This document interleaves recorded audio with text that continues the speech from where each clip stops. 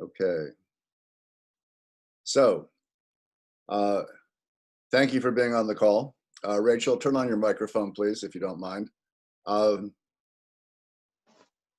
there are a couple of things I want to cover with you that I'll put under the category of housekeeping. I hope you appreciate the fact that I rented the White House briefing room this morning to be able to meet with you like this. I thought you guys might be tired of looking at the beach in Fiji, so we went for a different background today. First thing is, please read the announcements on Blackboard. Please read the messages on Blackboard. I try to be redundant. If I'm trying to communicate to you, I typically want to send you an email directly to your email address, plus post something as an announcement and as a message. But come on, it's your obligation to look, so please do that. Number two, let me reiterate what I posted earlier this week, which is that if you wish to have a private meeting to discuss anything related to the course, whatever you want to discuss, you want a letter, recommendation, I don't know, the whole range of things that might be possible. I'm happy to do that. You just have to let me know and I will set up a Zoom meeting. Number three, a whole bunch of people in this class have not sent me a syllabus acknowledgement, which appears at the end of the syllabus and which basically says you got a syllabus and you had a chance to read it and ask questions about it. So let me see, Matthew, for example, you have not done that. And Rachel, you have not done that either, just to pick two people at random. So do that. And maybe in the next email, I will send out a copy of that so that it'll remind you to do that. I do want to talk to you a little bit more about what I called the welcome quiz, the one with, who was the first president, all of that. Matt, let me pick on you since you were the first one to get on this morning. What was the point of that quiz? It was mostly to test your knowledge on the subjects at hand for our course, in my opinion. Just to see a little bit of our own background knowledge, what we know already. That's in part true. Rachel, since you were the second person to join the call this morning, what do you think the reason was? I might have to say the same thing as Matt. Okay, that's always a good default answer. Yeah, Matt, you're right in part, but I think my real point is this, and it really applies in this course more than in some others. We have no idea what it is that we don't know, and we take for granted things that have been told to us as being true. It always appeals to me to cite the truism that history is written by the winners. If the British had won what we call the Revolutionary War, we wouldn't have the New England Patriots. We'd maybe be calling them the New England, I don't know. Redcoats. Redcoats, or maybe we would be calling them the New England terrorists. I don't know. It's so much as a matter of perspective. And so if you guys were taught in grade school that Columbus discovered America, and there's still lots of books out there that say that, I mean, I've checked, and it's just not true. I mean, you can't discover a place where people are living. You can be, sort of a person who believes that he or his culture is superior, which was clearly what, the Europeans thought when they stumbled into India or America. But just, Socrates said, I'm the smartest person alive because I know, what I don't know. I'm aware of what I don't know.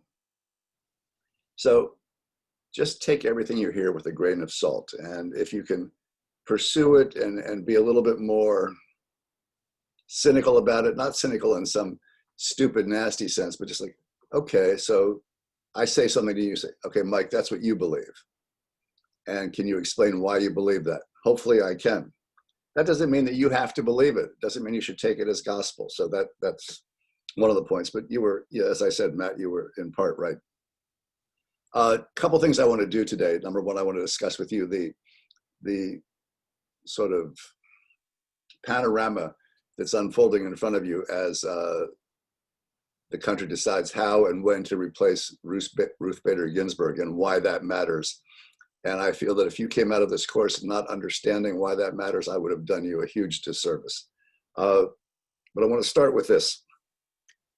I asked you last time, I don't remember whether you have thought about it, to think about being essentially marooned on an island with 4 other people. So it's you and 4 other people. What would you do? How would you approach that? And then I asked you to consider what would happen as more people and more people and more people were added. So, Matt, I'll pick on you again. Do you have any thoughts on that? Have you considered that? What would happen if you and 4 of the people were on that island? Well, my first thought would be like, how did we get there? Okay. You were on a ship and some kind of cruise ship or something, and it sank. And you were fortunate enough to be able to somehow make your way to this island. Okay, keep going. I'd probably, at that moment, not really try to take charge, but try to get everybody on the same page of what we need to do. Since we were on a cruise ship, I'm sure there's more than 4 people there. Maybe have somebody, maybe 2 people search the perimeter of the island to see if there's any more survivors we can try to save, try to get on the island with us. Maybe the other 2 start trying to get some food and maybe try to build some shelter for the night. Okay, that sort of goes with Maslow's triangle in terms of, you got to deal with the things like food and shelter first. So here's what I want you to think. Even if you were all on the same ship, that doesn't mean that you all speak the same language. It doesn't mean, hi Carolyn, it doesn't mean you know one another. It doesn't mean that you have any inclination to work with one another. So yes, I think your instincts about what you would do in terms of checking out the island and trying to provide for some, of the basic needs, shelter, food, whatever, are good. But implicit in what you said, Matt, is the notion that somebody's going to get this organized. So if you were all of different backgrounds, races, cultures, religions, and languages, how would you do that? It's not like you're 5 frat boys from, the same school, the same town, and you all hung out together beforehand, and we knew that the natural leaders were, or the alpha males, or the alpha people, or whatever. So, yeah, finding out what's there, finding out if there are other people there. Just because you arrived there, just because you were fortunate enough to save your sorry butts by getting from your sinking ship to there, doesn't mean that there aren't people there. And how would you deal with them? And let's suppose that they don't speak the same language you do. And let's suppose they have different ways of doing things. Let's suppose they're all, suppose they're all naked and you are, dressed in whatever you went overboard with. Suppose they think that anybody who looks like you should be killed and eaten. What are you going to do? So just think about, I'm trying to get you to think about the essential questions that would come to mind. So pretend now there's nobody there and you figured out what the resources on the island are and you were able to communicate with your 4 co-survivors. But now 5 more people show up. I don't know why, another ship sunk. It doesn't really matter how they got there. Do you think that because you were there first, that you have some primacy, that, these are the new people, so you've decided, you've broken up your little group into, the hunters and gatherers and the shelter builders and this and that. And these folks don't want to do it that way, or they don't want to do it at all. How are you going to deal with that? And what if there are not 5 of them, but 10? So they actually outnumber you. Do you have some position of primacy because you were there first? This is how we're doing it here. This is assuming you can communicate with them at all, which is hardly a given. And they say in some way, well, gee, there's a lot more of us than there are of you. So who the hell are you, Matt, and your, frat boy friends, to tell us that we got to do it your way just because you happen to end up here first? And think about how that continues. So now more people show up. Now a boat with 50 people arrives. Who knows why? Doesn't matter why. So the original people and the few extra that came along are there, but now they're totally outnumbered by the new people. What if the new people are pacifists and they just refuse to engage in any kind of activity that would be put anybody's, personal safety at risk? You're trying to organize some, force that will, police the island or will protect the island if other people arrive who are not peaceful. Just think about what the questions are, but who gets to decide what the answers are. So what I would like you all to come out of this with is always asking why. Why are we going to organize the way Matt suggested? Because we have to eat, because we need shelter. Yes. Okay. So those are the, the baseline things in Maslow's triangle, and we don't worry about things like self-fulfillment if we're trying to figure out how we're going to have our next meal. But is it just numbers that decide? So when 50 people show up, do the original people, do they lose their position of decision-making because they're just outnumbered now? What if the people who show up are extraordinarily primitive? They arrive in their, hollowed out, dugout canoes, and you were fortunate enough to get there and survive with, some of your possessions, which included things like guns. Do you get to, make the decisions because if push comes to shove, you can shoot the dissenters? What if the people who arrive on the island have a different, think about the difference between what you consider contemporary American law, how we deal, for example, with people who steal, larceny, and how those same people might be dealt with under Sharia law. Might they have their hands cut off? Is one right and is one wrong? No, they're just different. And you can make a case for why you think one is right or wrong. I just want you to think about why you're feeling that way. What is it that you are assuming that puts you in the position to say, well, I think this is better? It may be better, but why is it better? If you think that a democracy or a republic, and you guys know the difference? Carolyn, difference between a democracy and a republic, real quick. Sorry? The difference between a democracy and a republic. Is it that one works together, everybody's kind of equal, and then the other one is someone has more power than the other? I'm wrong. I wouldn't phrase it that way. A democracy, it's the old Greek thing. We all have one vote. We all go down to the forum and we're going to decide, whether to do something. So everybody has a vote.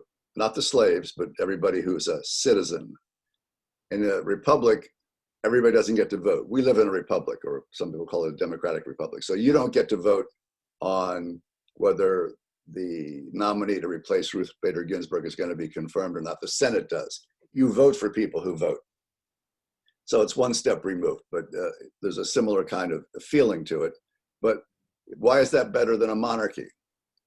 For most of recorded history, there were people in charge who were, for want of a more sophisticated term, the kings, okay? And many of them got to be king because they were the son, typically, of the previous king. So there was just a biological line of succession. And then some people got to be king because they killed the people who were in the line of succession. And all right. So Carolyn's not there anymore. Too bad. I had her wiped out. Now I'm king or queen or whatever. So just, I don't know how many courses in you know, history, either of the United States or, you know, Western civilization or world civilization you've had. And it's not my job to, I don't know, I guess, preach at you about that. But I want you to have a perspective which says, okay, just because we do it this way doesn't mean it's the right way or the best way. And when somebody else says, I think we ought to kill all the adjunct instructors, you guys will say, that's good because, you know, those people are wasted and, you know, whatever. Or no, we're not going to do that. Not because they're good, but because everybody has the right to survive. Everybody has the right to life. Do we believe that? Certainly there are cultures that don't.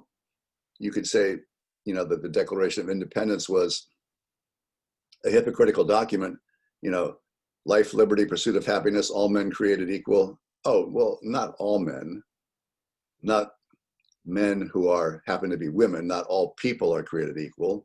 So, you know, Rachel, Carolyn, you guys couldn't vote till 100 years ago.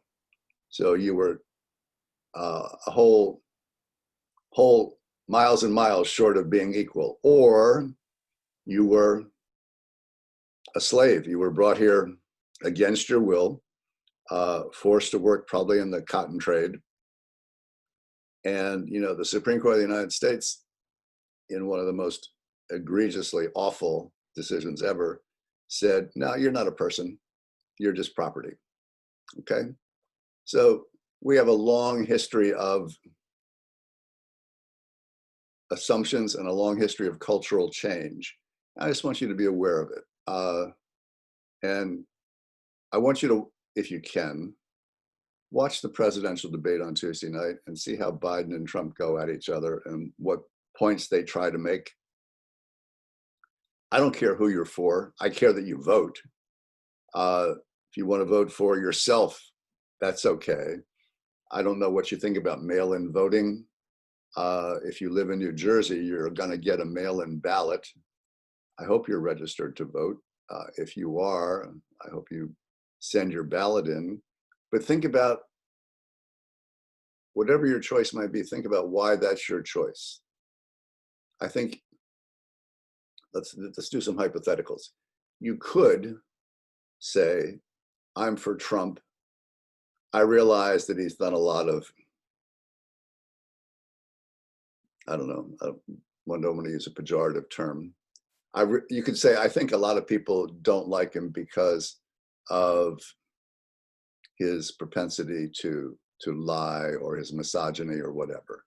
Forget whether that's true. Those same people could say, but I prefer him to Biden because the economy was doing really well before COVID. And I think he gets credit for that. And, you know, jobs for people is more important than whether the guy has, you know, an unfortunate history with women or whatever. Or you could say you're for Biden because you consider them the antithesis of what Trump is as a person, or because you feel that his embracing of the Bernie Sanders agenda is how the country should go. I don't care why. I just want you to have a reason. I don't want you ever to say, well, my mom and dad are for whatever, so I am too, or anything similar to that. As long as you have a reason for what you believe and you can articulate it and explain it, and as long as you have an open mind about what other people think, then I think we've done our job. I don't need you to go in a particular direction. I just need you to have a thoughtful approach to what we're talking about. So, Carolyn, if you were on that island with 4 other people and a bunch more people came along, who's going to be in charge? Sorry, it's Brina. I couldn't log into my Zoom account, so it gave me this fake name. But all right. Well, so I'm sorry that you're like an imposter. Yeah, basically it gave me an alias. Cool. I tried. So if I came onto an island and there was 4 other people already on there, you were saying? No, you and 4 other people arrive on this island. We don't know whether you know each other or whether you're just, you know, randomly people who randomly survived some disaster at sea and you ended up there. But you're there Mm-hmm. Matt posited a very plausible approach, which is let's explore the island, see what's here. Let's see if we have food. Let's build a shelter. Blah blah blah blah blah. Sort of survival kind of thing.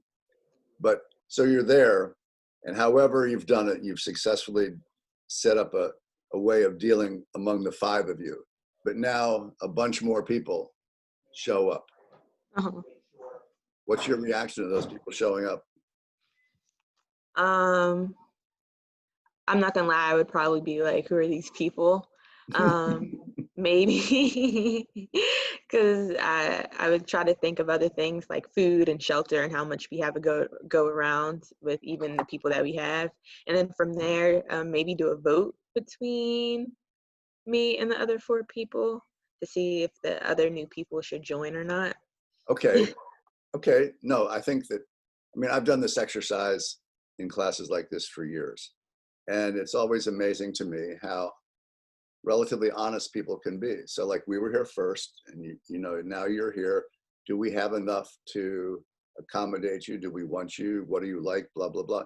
So just think of it in terms of how people in this country now react to the various questions that revolve around immigration. Should other people be allowed in? You know that we have limits in this country on how many people from what country. By law, we determine that there are quotas, stuff like that. We have questions that arise because if you're born in this country, you're a citizen. So you're from, I don't know, you're from Russia, Brina. It is Brina, right? Yes, it's Brina. Okay. Brina Boone, right? Yes. Okay. So you're born in some other country. We'll pick Russia. And you come here with a spouse or a partner. And you sneak in. But you were pregnant and you give birth here. So little Brina Jr. is a citizen, but you're not. So we have, these are all the dreamers, the DACA people, so we have 750, 800,000, whatever the number is, of kids who were born here. Those actually aren't the dreamers. Kids who were born here are fine. The dreamers are the ones like you came here with your family, but you had a 1-year-old son. He had no decision making about you coming from whatever country you came from and being here, but he's an illegal, quote unquote, just like you and your spouse are illegals. So should he be sent back to whatever country? Just millions of questions, and all I want you to do is ask why. People make decisions. Why do we keep some people out? Why do we set quotas? Why don't we just say, the country's wide open, equal opportunity for everybody? The answer probably is something like what you said about, resources, okay? If we just had an influx of millions of people, so we have 325 million people who live here. What if 10 million wanted to come in tomorrow? Would that change things? I think there are people who live in states where, quote, illegal immigration is a problem, and that would be Texas and Florida and California primarily. Some of them think it is a problem. Other people think that you are sort of spitting in the face of the concepts that are embodied in the Constitution if you don't allow people in. And so we make laws saying if you're a political refugee, if you came from Honduras and if you stayed there, you would have been killed by drug gangs or whatever. You have a more legitimate right to be here. You can seek asylum than I do because I don't know, I came from Germany or something. I just felt like I wanted to be in the US. And nobody was threatening my life in Germany. So just think about all the whys of this, all right? Let's put that aside. Maybe I'll come back to it in another Zoom call. But in addition to watching the debate on Tuesday, if you can, I want to know what you think about the idea of when to replace RBG. So Rachel, you're aware that Justice Ginsburg died, and you're aware that the process is that the president gets to nominate somebody and the Senate gets to confirm. House of Representatives has nothing to do with this. You have a Republican president, you have a Republican majority in the Senate, but you also have this notion that the election is so near that the country wants to wait until there's a new president, whether that's Trump reelected or Biden elected, so there'll be some legitimacy to the pick. Other people say Trump won. You don't like that? Too bad. You should have voted in 2016. And he has the legal right to nominate somebody, and the Senate has the legal right to confirm them in the time between now and the election or after the election. That is true legally, but it'll be challenged. So, Rach, what do you think about all this? Mhm.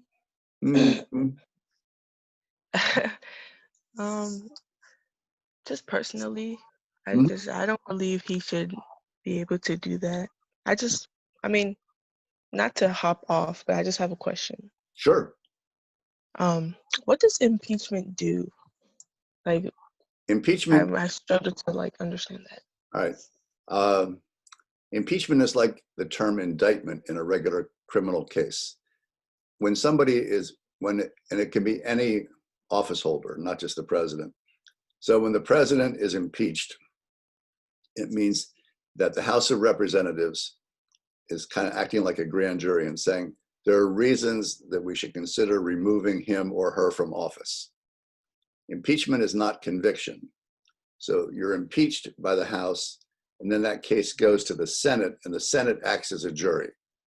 And so Bill Clinton was impeached, but he wasn't convicted.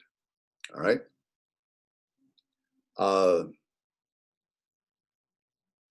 The Senate eventually votes, and it's like a jury voting, except it's a majority kind of thing. Typically, in a criminal case in this country, you have to have a unanimous verdict. That's not always true. But the whole idea of guilt beyond a reasonable doubt, and somebody holds out, and there's a hung jury and all that stuff. But impeachment is saying there's enough.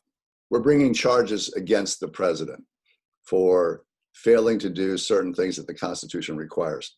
And it's very ambiguous wording. High crimes and misdemeanors. What the hell does that mean? High crimes are typically regarded as treason and some things like that. Misdemeanors is a term that has changed its meaning over the course of history. These days, misdemeanors are little chicken shit crimes that basically, if you're convicted of, would result in less than a year in jail or a fine of a small amount of money. So they are the low-life crimes. They're not felonies. Does it mean the same thing in terms of what's in the Constitution? People have argued about that for a long time. So does that answer your question? Yes. So it doesn't prohibit the president of doing anything. No. It's just like if you were arrested and charged with a crime. In America, you would either be the subject of an information or an indictment. Forget the language. It just means that there's been some process that says there's a reason to continue to hold you for that alleged crime.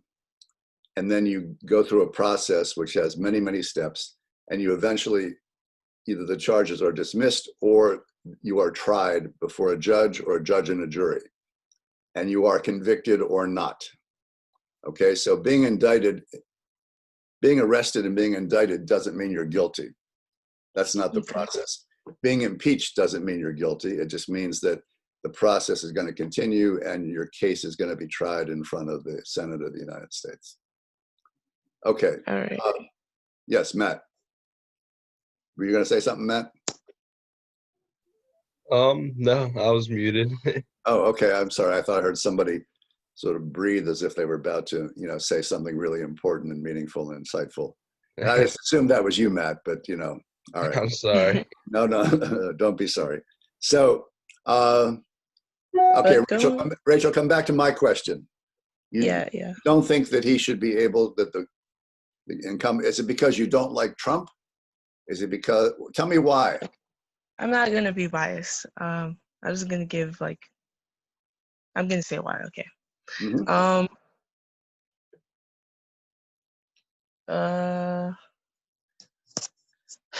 Sorry, I have to sit down and think properly. Pick my words correctly. We don't want anybody thinking in this class. I don't want you to hurt yourselves by having to think or anything. So I'm just teasing. Okay. I don't know. I feel like I was watching the news yesterday on how like she said she didn't want anyone to like pick her replacement before before the elections. But I guess it wasn't written. It was just she just claimed that. Well, So I mean, anybody can have an opinion, and her opinion on that subject is no different than yours, except she's obviously was a better known person and probably had more background to respond to that. But it's pretty simple. I mean, the law says the president can do it. And there have been points in the past, there was a judge who was nominated to the Supreme Court, or a person who was nominated, Merrick Garland, when Obama was president, and the Republicans refused to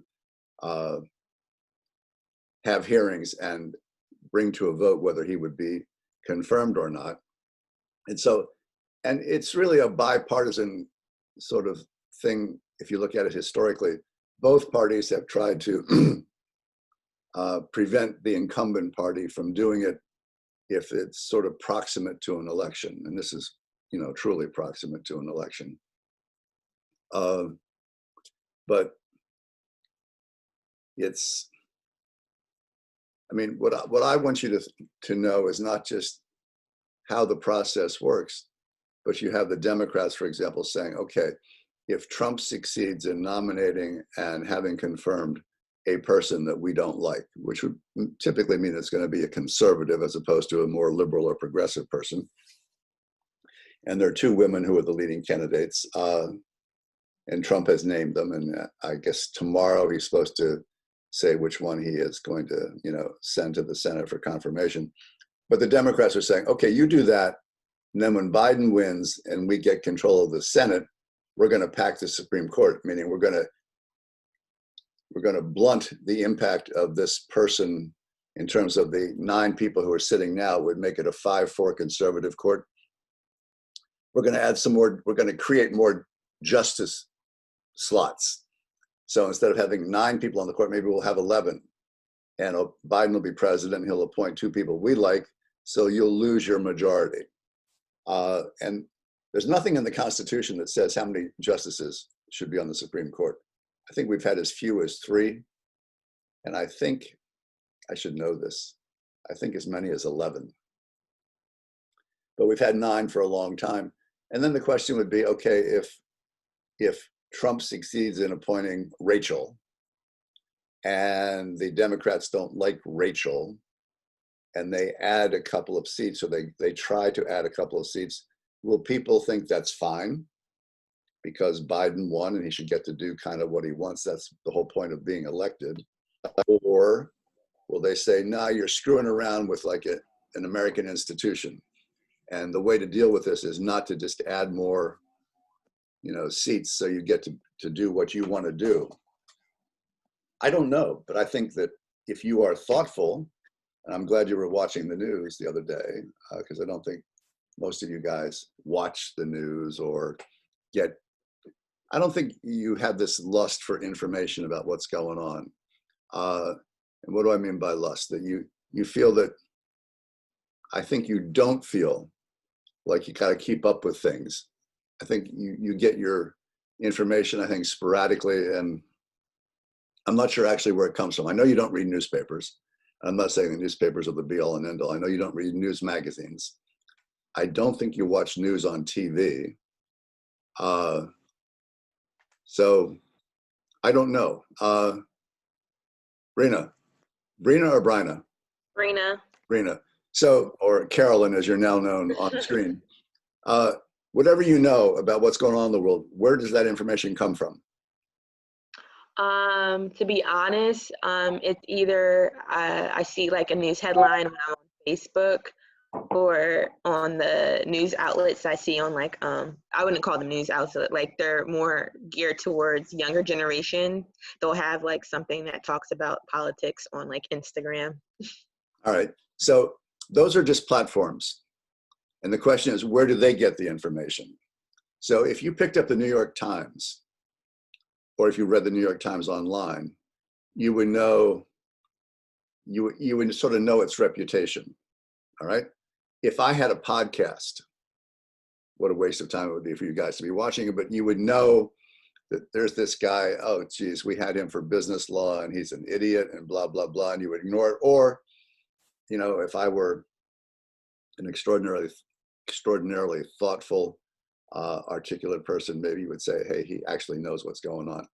You've heard of CNN, you've heard of MSNBC, you've heard of Fox News.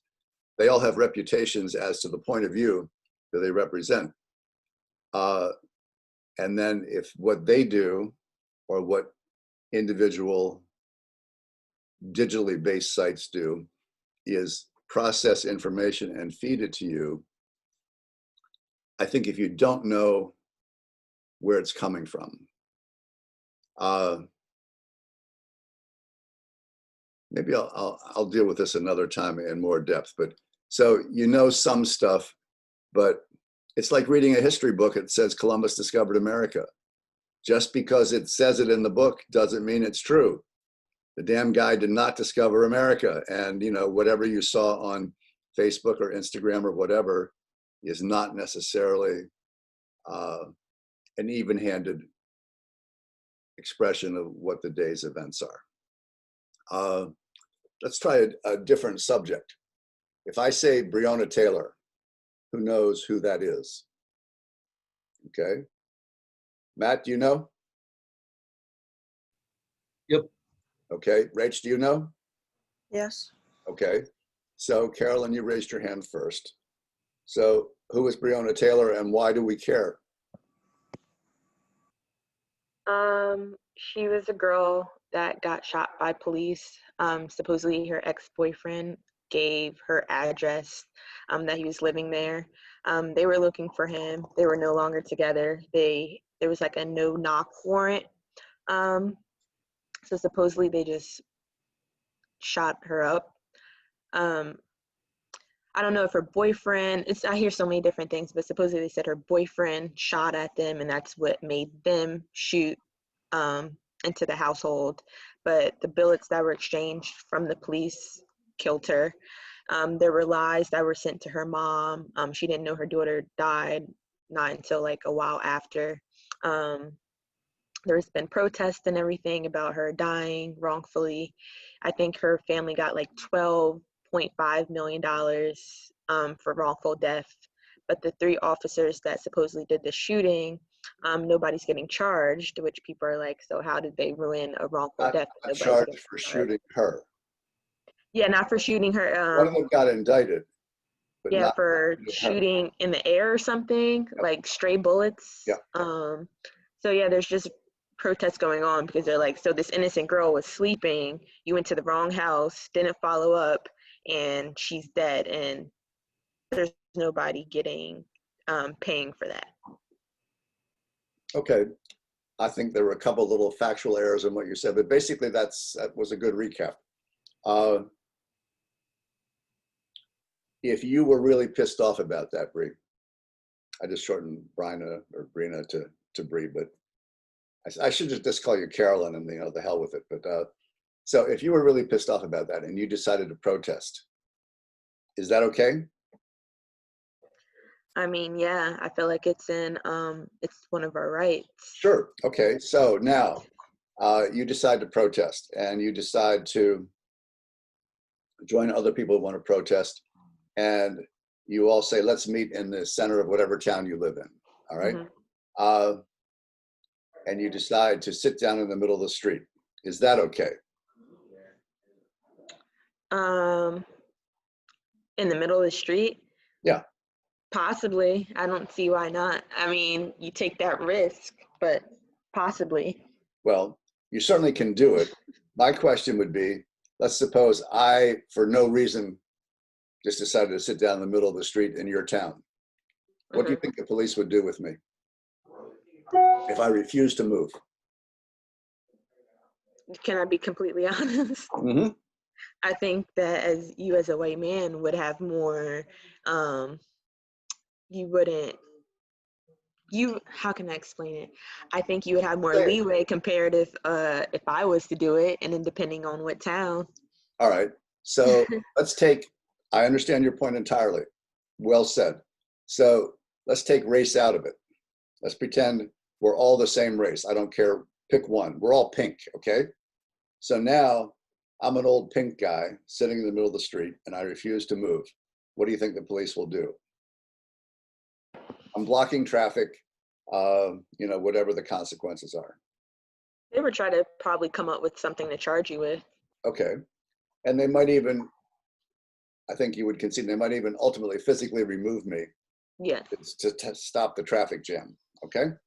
Mhm. And if you, as another pink person, and a Mhm. bunch of other pink people sat down for whatever reason, for whatever good reason, and protested, the question is, should you be treated differently? Because you're there for what you believe in your heart is, you're creating an opportunity to bring attention to something you think is a miscarriage of justice. Mhm. But you're also blocking traffic and whatever. Mhm. Should you be treated differently than this old pink guy? No. Well, no, I'm glad you said that, because I think if you go back to the Martin Luther King idea of civil disobedience, it was, I'm going to sit at that lunch counter. I'm going to sit in this part of the bus. I'm going to do this, but I know I'm going to be arrested. And I accept that. And I'm doing that so that, attention will be focused on lunch counters or buses or whatever, where this discrimination is happening. But I acknowledge that I've broken a law and I don't have the right to break a law. But if I want to bring attention to this and get change, I'm willing to do that.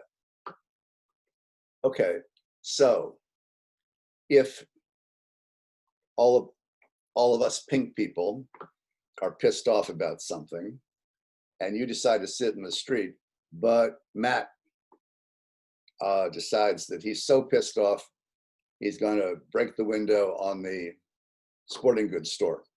And by the way, pick up a couple of pairs of, whatever out of the window and make off with them.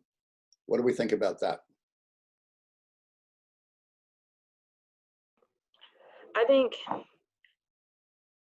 I'm going to be honest, I think that there's something greater than that. I think a lot of people are focusing like, okay, you smashed the store, not saying that it's wrong, but so you're going to focus more on him smashing the store and stealing some pink shoes rather than the big idea of what's going on.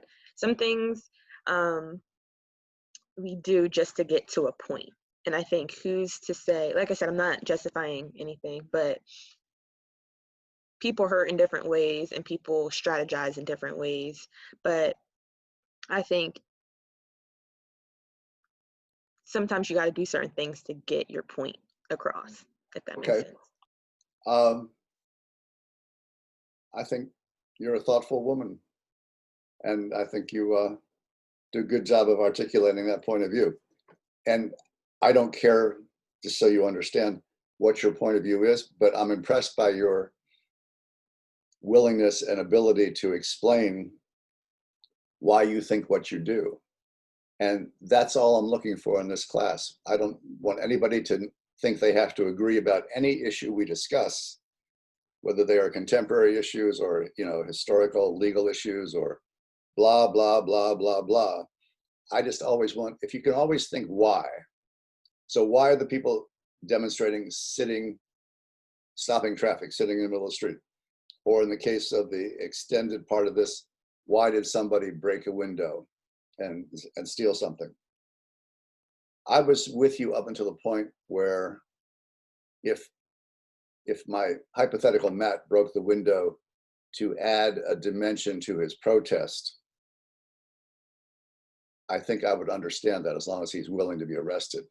When he takes the sneakers, I've sort of lost, this is just me speaking in response to you speaking. It's not like this is what you have to think. Then I think he's lost the moral high ground. And I would begin to question whether he did it because it was just an opportunity presented by the overall demonstration. What he was really looking for was a couple pair of, Air Jordans or something like that. Or if it was a woman, oh, look at all those Jimmy Choos in the window. Let me get some of those, kind of thing. But all right.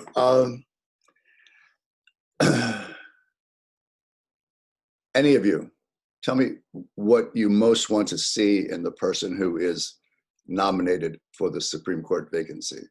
what are the characteristics that you care about?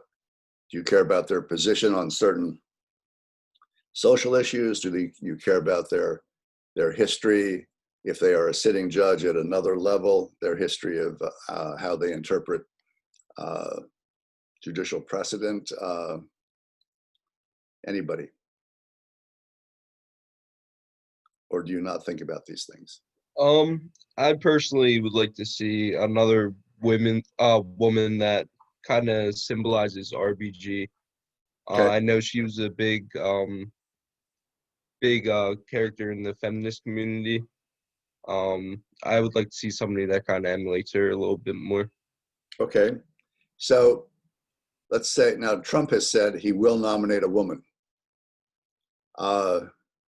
If he nominates, I think most people are saying it's going to be Judge Barrett, who apparently has, you know, a solid conservative track record as a federal appellate judge, but certainly doesn't have the ostensible liberal credentials that RBG had.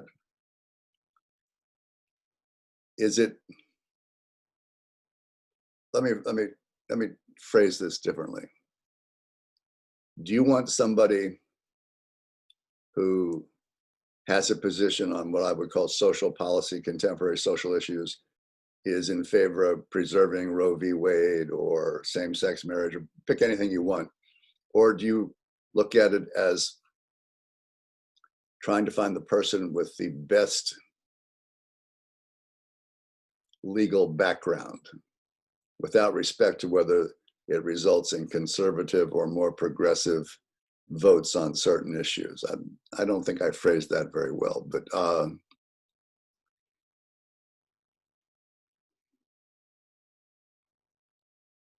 not sure how to, I don't think I'm gonna guess you guys don't have the background maybe to respond to the question that I'm trying to phrase. Maybe let's forget that question. I think I know what you're trying to say. Like more so,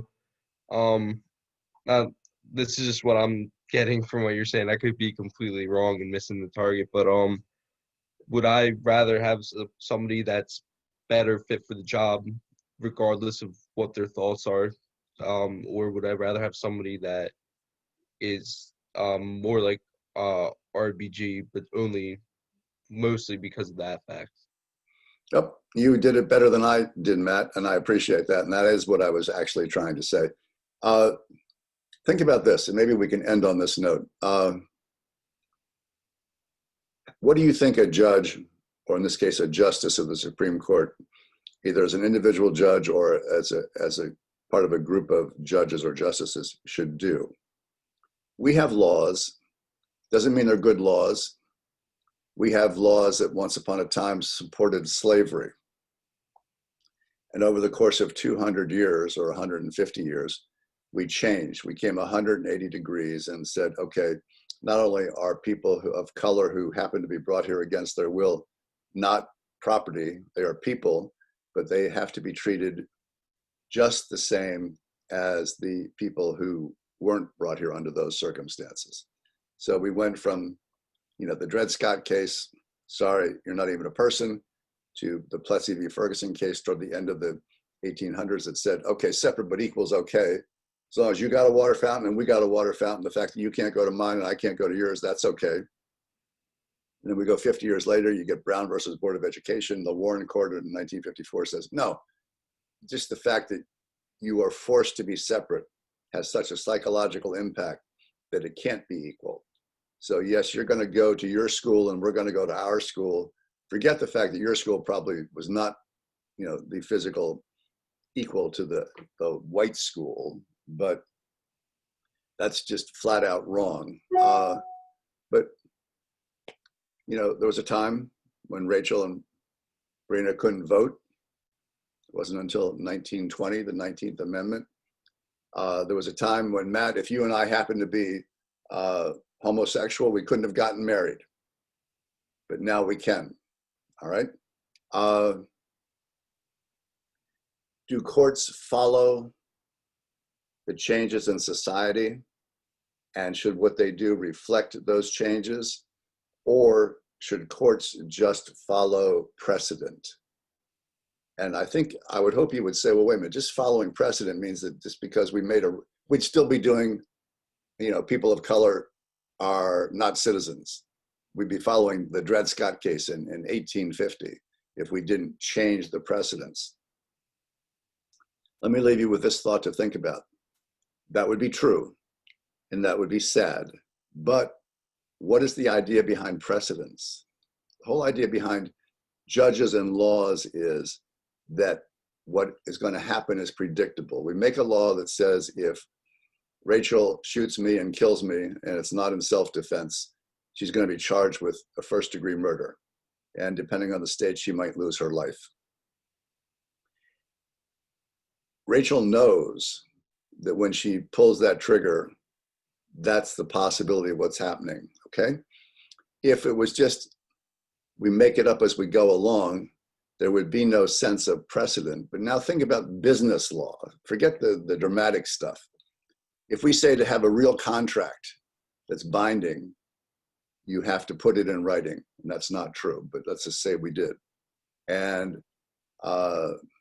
Matt, I contract to paint your house, but it's not in writing. And then we go to court and the court says, sorry, Matt, you didn't get it in writing. So the fact that, Wilman screwed up your house, too bad. Should have gotten it in writing.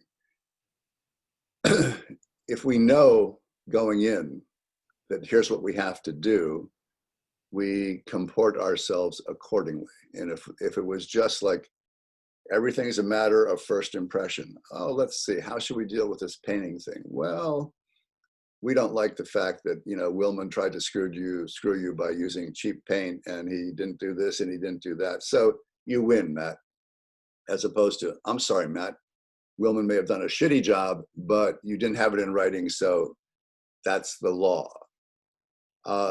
Think about what happens when people die and people are set to inherit from them. There are just a million different situations. Think about when Rena, writes some fantastic first novel and she's on the cusp of being rich, and then somebody rips it off. And her novel is published around the world by somebody else, and they get the money and she doesn't, because she doesn't have copyrights or intellectual property rights that are protectable somewhere. Is that fair? It was her book.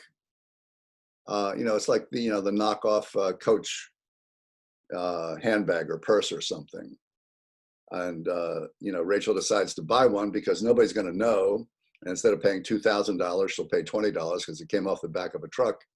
But it seems to have the Coach, logo on it and so on. A million kinds of things, and laws are basically set up so that we have guidelines that we're going to work by. And then we can change those guidelines. We can change from, women can't vote to women can vote, and all the other kinds of things that go with it. Just think about it, okay? Thank you for being on the call. I will stop recording this now. And I have created a YouTube channel for this class. So at some point, I will send everybody in the class the URL to get to this recording. I'm going to guess that most people won't go look at it, but it'll be there. And I hope that you have a good day. Let's end with this. Anybody have any questions about anything? Not so much issues, but how the class is being run or anything like that you want to get on the table? I just had a question about the next assignment for the 4-page paper. Mm-hmm. I know you said you wanted one book. Can it be an electronic book, or do you want a physical? No. Okay. It can be, and even to say that it has to be a book, I'm just trying to get you to think about different kinds of sources. Mm-hmm. Books typically have a little more gravitas than some, webinar, whatever kind of thing. So no, it can be an electronic source. It can be, something you actually hold in your hand. I don't care. All right. And we can email that to you, or absolutely. I think you said you can put it on Blackboard, but would you? On Blackboard, but if you're doubtful, you're welcome to email it to me. You can do both. Okay. But if you email it to me, please put it in the body of the email, copy it in, and don't worry about the format. Because if you send me a file, let's just say I have 45 people in this class. I get 45 emails, and I have 45 files sitting on my desktop, and none of them say they're from Matt or Rachel or Brina or whatever.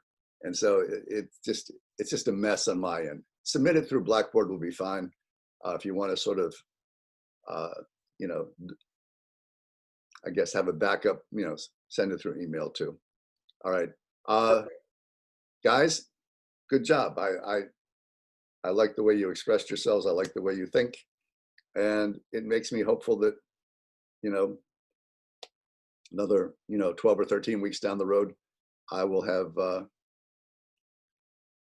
actually been able to give you some additional thoughts to put into those good minds. Has anybody done a chat? Let's see before you get off. All right, so Rachel's saying that she turned in her syllabus acknowledgement twice. All right, so I'll change that. I do have you down for the welcome quiz.